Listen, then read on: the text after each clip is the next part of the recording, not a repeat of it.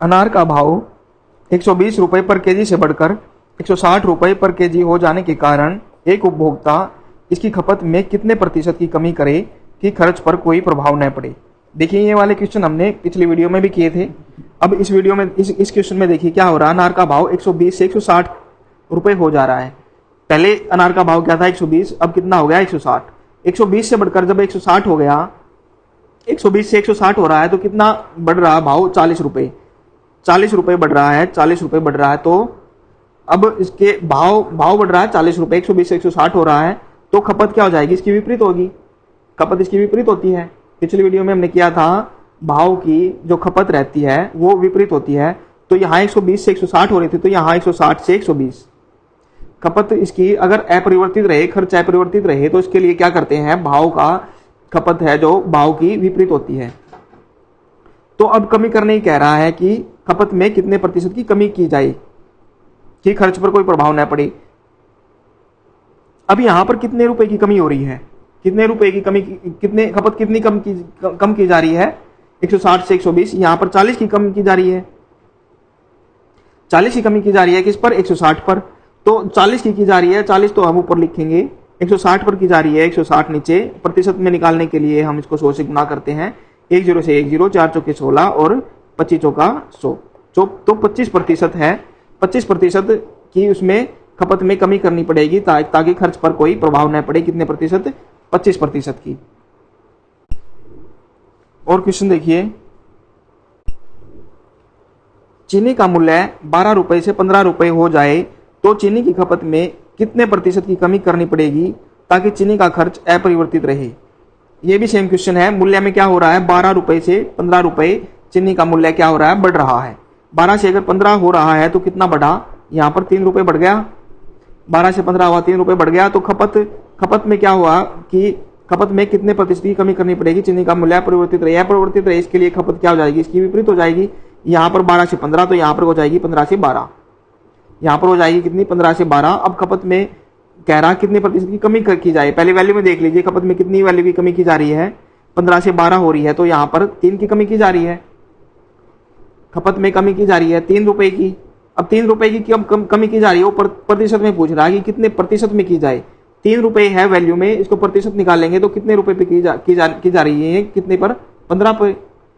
15 पे लेंगे, base value लेंगे। 15 रुपए है खपत, सॉरी 15 है खपत, तो 15 से कम की जा रही है, 15 से कमी की जा रही है तो 15 लेंगे तो 3 ऊपर आ जाएगा, 15 नीचे आ जाएगा। और प्रतिशत में निकालने के लिए 100 से हम गुणा करते हैं।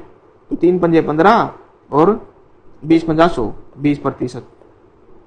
तो खपत में कितने प्रतिशत की कमी करनी पड़ेगी कि चीनी का मूल्य अपरिवर्तित रहे, 20% की आपको कमी इसमें करनी पड़ेगी। और देखिए क्वेश्चन, इस क्वेश्चन में कह रहा है कि 48 रुपए से 42 रुपए हो जाने के कारण, देखिए मूल्य क्या हो रहा है, 48 से 42 हो रहा है। मूल्य में कमी हो जाने के कारण खपत में कितनी प्रतिशत की वृद्धि की जाए कि मूल्य अपरिवर्तित रहे। ये क्वेश्चन ऐसे है। तो इसमें क्या हो रहा है, मूल्य 48 से 42 हो रहा है, कीमत क्या हो रही है, 48 से 42 हो रही है। कीमत क्या हो रही है, यहाँ पर घट रही है। कितने रुपए घटी कीमत, कितने रुपए घटी कीमत, 6 रुपए। 6 रुपए कीमत घटी। तो कीमत घट रही है तो खपत क्या ज्यादा करनी पड़ेगी। मूल्य अपरिवर्तित रहे, कीमत घटेगी तो खपत ज्यादा करनी पड़ेगी। इसलिए ये विपरीत होते हैं एक दूसरे के। अगर कीमत कम हो जाए तो खपत ज्यादा करनी पड़ेगी। अगर मूल्य उसका है, कीमत बढ़ जाए तो खपत हमें कम करनी पड़ेगी। मूल्य तो तभी अपरिवर्तित रहेगा, इसलिए एक दूसरे के विपरीत लिखते हैं हम इसको।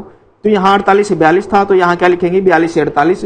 अब पूछ रहा है कि खपत में कितने प्रतिशत की बढ़ोतरी की जाए। तो वैल्यू में कितनी की बढ़ोतरी हो रही है, यहाँ पर 42 से 48 हो रहा है तो 6 रुपए की हो रही है, 6 की हो रही है यहाँ पर।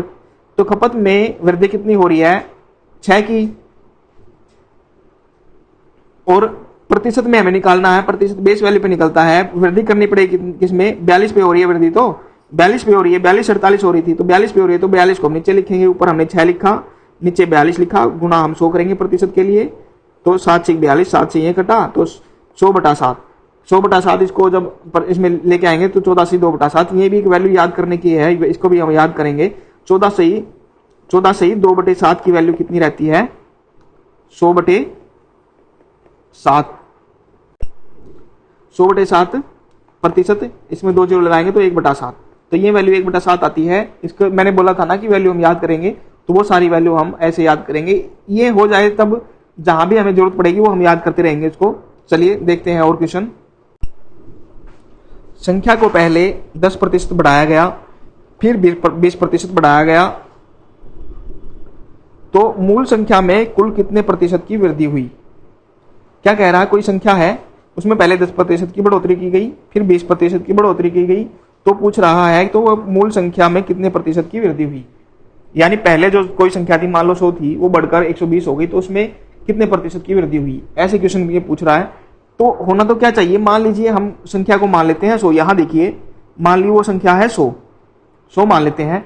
पहले 10% बढ़ रही है, फिर 20% बढ़ रही है। 100 में पहले 10% बढ़ेगी तो 100 और 10 110 बटा 100, इससे गुणा करेंगे। फिर 20% बढ़ रही है तो गुना 120 बटा 100। इसको जब हम सोल्व करेंगे, यहाँ पर देखिए 100 से 100 कट गया, 1 0 2 0 ये है, 2 0 ये कट गई, 11 और 12 132। तो संख्या कितनी हो गई, तो बढ़ने के बाद हो गई 132।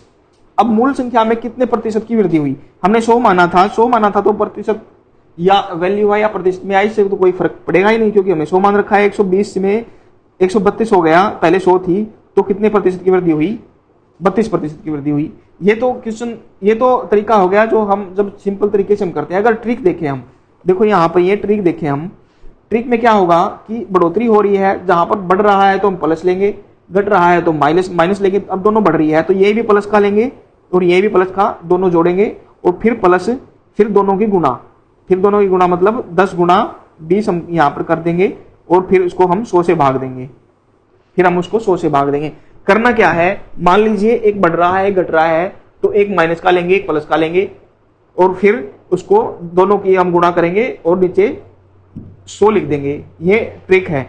ये ट्रिक और क्वेश्चन करेंगे जब ये ट्रिक और भी क्लियर हो जाएगी। देखिए हम यहाँ करके देखते हैं इसको।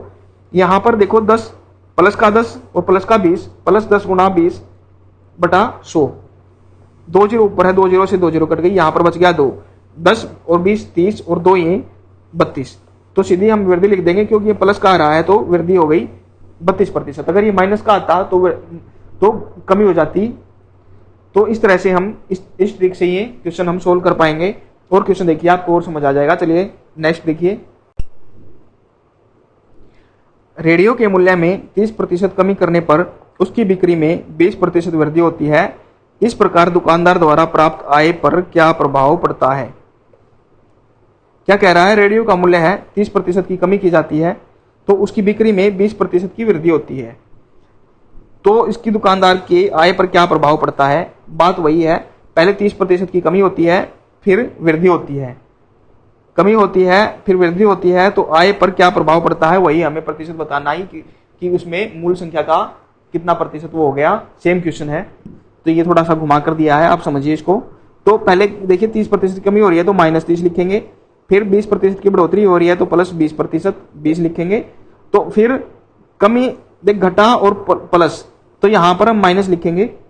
माइनस क्या, 20 और 30, दो थे 30 की और 20 की, इनको हम गुणा करेंगे 20 गुणा 30 और बटा 100।